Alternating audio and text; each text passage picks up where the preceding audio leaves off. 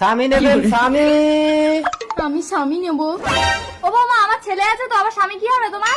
আপনার ছেলে তো বাইরে থাকে, সবসময় ঘুমানোর জন্য একটা স্বামী কিনে দিন না মা। ও ব্যাপারি, স্বামী কত করে? হ্যাঁ, কোনটা নেবেন বলুন? এইটা 20,000 আর এইটা 40,000। কেন কেন, দুটোই তো ছেলে, একটা 20,000 একটা 40,000 কেন? কারণ এটা অবিবাহিত আর এটা বিবাহিত। বিবাহিত ছেলের দাম বেশি? হ্যাঁ, কারণ অবিবাহিত ছেলেকে সবকিছু শিখিয়ে নিতে হবে, আর বিবাহিত ছেলে সব কাজ জানে, একে কিচ্ছু শেখাতে হবে না। মা আমি এই স্বামীটা নেব।